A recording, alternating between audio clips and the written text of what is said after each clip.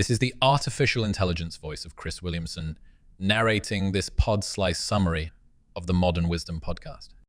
From this excerpt of the Modern Wisdom podcast, Chris Williamson and Scott Galloway dive into topics that analyze social dynamics, professional strategies, and personal development, specifically emphasizing the importance of resilience in the face of rejection.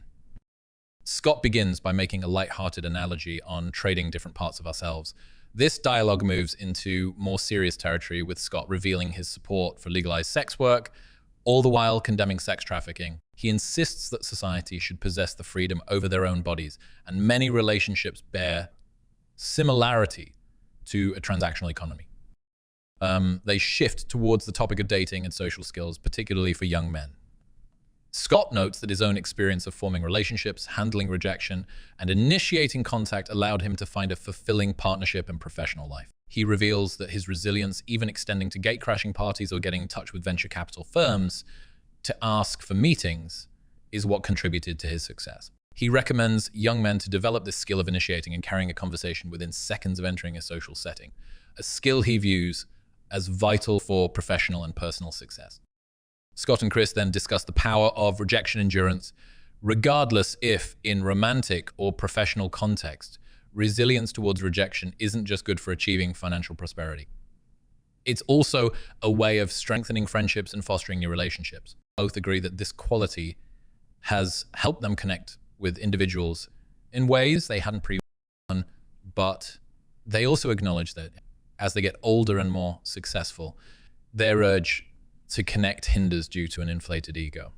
They emphasize that regardless of someone's stature, everyone appreciates friendship, and conveying interest, whether romantically or in friendship, should always be communicated in a way that makes the other person comfortable.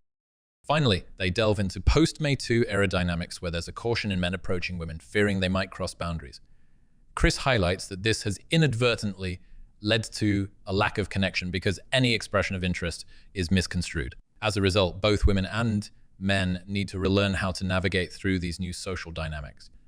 It's in the mutual interest of both genders to communicate clearly and better understand what constitutes consent, rejection, and interest. As the conversation progresses, Scott Galloway continues to provide dating advice, this time to women. He encourages them not to lower their standards, but to be more open and give potential suitors a second chance if they don't instantly meet their expectations. He notes that relationships often build over time, and initial judgments based on superficial features might not give the true measure of a person's potential as a partner. In the same breath, he warns women that if they have particularly high standards, like wanting a partner at least 6 feet tall and earning a 6-figure salary, they might be narrowing their pool of potential partners significantly. He recommends being more open to various characteristics in their potential partners. Galloway then discusses how both men and women lead different lifestyles when they don't have romantic and sexual relationships. He suggests making opportunities for young adults to meet and interact through various avenues like compulsory national service, common interest groups, and workplaces. He suggests promoting socializing to enhance connectivity and relationship building, and deters senior employees from taking advantage of power dynamics because of the potential for manipulation and abuse, stating the company policy is the following: use your common sense. Chris Williamson and Scott Galloway then discuss the balance of power in workplaces and how, even among young adults, it can lead to internal strife and loss of good staff. Galloway suggests that men often mistake women's kindness for sexual interest when, in fact, it might not be the case. Both Galloway and Williamson agree that navigating relationships in workplaces require a great deal of cognizance, sensitivity, and responsibility. They then shift the conversation to how men should approach women in places like gyms. Galloway admits to being conflicted, noting that some women go to the gym strictly to work out, not to meet people. However, he also recognizes the potential for connection in such spaces. He suggests that men should be responsive to verbal and nonverbal cues and respect a woman's signals if she displays disinterest. Galloway concludes this segment by pointing out the complex dynamic of approaching someone else in a romantic context. The response, whether positive or negative, is often determined by how attractive the person making the first move is. He states that this kind of social interaction requires a certain level of maturity and experience, and stresses the importance of being respectful, even in the face of rejection. In the following segment of the Modern Wisdom podcast, host Chris Williamson and guest Scott Galloway explore essential life skills for young men. Galloway believes that fundamental skills such as fitness, communication, and planning are crucial. As for fitness, it not only pertains to physical health, but also mental well-being. Planning, according to Galloway, acts as a guiding principle in life, giving you a roadmap to your ambitions and dreams, though it can be modified according to changes in personal growth and circumstances. Galloway then transitions the conversation to discuss young men's emotional intelligence, an area he admits to struggling with in his youth. According to him, young men should learn to articulate their feelings effectively, be it disappointment, hurt, or love. He believes that the ability to voice one's emotions without fear of seeming weak or vulnerable is a mark of genuine strength. And it also paves the way for more profound relationships and friendships. Moreover, this verbalization of emotions can serve as a guide for individuals in understanding their core interests and upsets. Following this, Galloway and Williamson discuss the masked complexity of men's emotions and how, by rationalizing them away through different cognitive biases, men often deny themselves the chance to authentically experience their feelings. Elements, the stigma attached to men expressing their emotional distress, asserting that this stigma contributes significantly to the alarmingly high suicide rate among men. Cites a poignant example of Caleb Williams, a notoriously strong football player breaking down and publicly consoling with his mother, reflecting a pivotal moment moving forward the perception of masculinity. The duo wraps up this segment disagreeing with the prevalent idea that showing vulnerability equates to weakness, particularly in front of a partner. Expressing emotions, Galloway asserts, does not compromise one's masculinity. Instead, it should be seen as a strength. They argue that any relationship that frowns upon the expression of authentic emotions is unsustainable. Galloway further emphasizes the importance of crying, noting an instance where he didn't cry from age 29 to 44 and how he associates this with depression. He suggests that the ability to cry and express distress is a gift that should not be suppressed. This conversation encourages listeners to connect openly with their feelings and appreciate the power of vulnerability, especially for men in today's society. As the conversation carries on, Galloway and Williamson delve deeper into the minefield of men's mental health and society's lenses to examine men's expressions of vulnerability.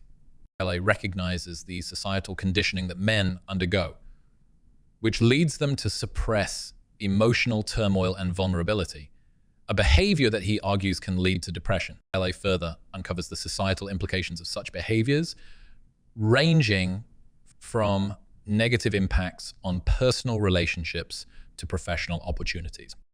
The duo discusses society's ready acceptance of the emotionally strong, successful male image while deeply stigmatizing expressions of emotional distress or mental struggle. They mention the unspoken fears that men have about losing job opportunities should they admit to mental health struggles, tying it to societal expectations of masculinity. Galloway posits an argument that might be considered controversial to some. He suggests that though men might possess greater physical strength, women exhibit greater emotional and mental resilience, crucial factor contributing to alarmingly high suicide rates among men. He emphasizes the urgent need for society to focus on men's mental health, on exploring gender stereotypes that hinder men's expression of vulnerability. They discuss an advertisement from the UK that highlights the dangers of masking one's mental health struggles. And the conversation reaffirms the belief that authenticity in expressing emotions is crucial in combating social stigmatization of mental health struggles. Conversation naturally flows into the sensitive topic of pedophilia and the effect it has had on male mentorship for young men. They discuss how societal aversion to pedophilia, while rightful, has unintentionally constrained potentially valuable relationships where older men mentor younger boys, leading to an unfamiliar vacuum in male mentorship. Taking this aspect further, Galloway mentions research illustrating the impact of a missing male figure in boys' lives. The absence of a male role model or mentor in young boys' lives, he suggests, contributes significantly to their emotional instability and inability to navigate life's challenges effectively in the long run. They express that society's wariness toward non-biological male role models potentially deprives boys of essential guidance through their formative years. This segment of the podcast underscores the urgent need for society to normalize, appreciate, and encourage expressions of vulnerability, emotional intelligence, and open discussions around mental health among men. In the transcript, Williamson and Galloway shared great insights on various aspects of life, from mentorship, societal norms, personal choices to aging, keenly focusing on their significance in the male perspective. Firstly, they highlighted the profound importance of mentorship. The idea expressed is that adults, especially mentally sound men, should actively seek out young boys and men who are struggling and offer assistance. Mentorship, they noted, can make a significant impact, be it offering advice, lessons, or a non-judgmental ear to share worries and hopes. Providing examples from their own lives, they emphasize that the involvement of positive male figures can be tremendously rewarding for the mentor and profoundly meaningful for the protege. However, societal fears and stereotypes act as deterrents. Fears of being labeled as pedophiles often discourage men from stepping forward to offer guidance. They opposed such fears, stressing that pedophilia does not over-index among gay men more than it does among straight men. And the conversation steered into the realm of aging gracefully, discussing the decline in physical fitness, lifestyle changes, and societal standards that come with age, many of which resonate with women as well. As per Galloway, aging in society is much harder on women as men continue to gain value in terms of economic strength and influence. Both agreed that maintaining physical fitness habits, nutritional habits, and sleep hygiene established in one's 20s and 30s significantly affects one's quality of life in their later years. Furthermore, the duo drew attention to the discourse around the mating market and patterns in romantic relationships influenced by societal weightings of attractiveness, economic viability, and age. They warned against an immature mindset that seeks satisfaction in the tipping of scales in favor of men in their 40s at the expense of women. And lastly, Galloway underscored the societal and economic climate within New York, stating that its capitalist structure favors two groups: successful men in their 40s and attractive women in their 20s, setting a ruthless precedent for most of the population. He emphasized the need for more equal opportunities, enabling balance and accessibility for all across different age groups and genders. The two hosts intertwined humor and seriousness in their discussion, bringing up the issues of contemporary dating norms and masculinity. Touching on the complexities of modern dating, they critiqued the swipe left or swipe right's culture. They instigated the idea of spending quality time to truly know each other as an effective way to build meaningful connections. In doing so, they established an alternative against the backdrop of the current consumptive dating climate. Alongside Williamson and Galloway humorously navigated within the realm of masculinity. They highlighted their friend, Alex Hosey's definition, masculinity in 6 words: do no harm. Take notice, appreciating it as a simplified yet powerful portrayal. Galloway hinted at his forthcoming book on financial literacy titled The Algebra of Wealth, illustrating his commitment to imparting important life skills. Intriguingly, he mentioned pondering over writing a book on masculinity, though he wittily added that it seemed everyone he met was onto the same idea. The discussion then moved to Galloway's personal life, where he revealed his plans of spending more time with his sons over the next 5 years. Shifting gears, Galloway addressed his take on cultural immersion. New Yorker at heart, he cited his experiences at the Brentford-West Ham game and his plans for the Arsenal-Sevilla match, all the while jokingly proving his Anglicization by showing off his milky tea. Further, Galloway's and Williamson's sporting preferences came into the limelight, revealing an amusing swap in their choices. Galloway, a New Yorker rooting for English teams, and Williamson, a Brit cheering for the Texas Rangers. The conversation seamlessly wove various discussions: societal concerns, personal experiences, future plans, and individual preferences, creating a rich, entertaining canvas of insightful dialogue.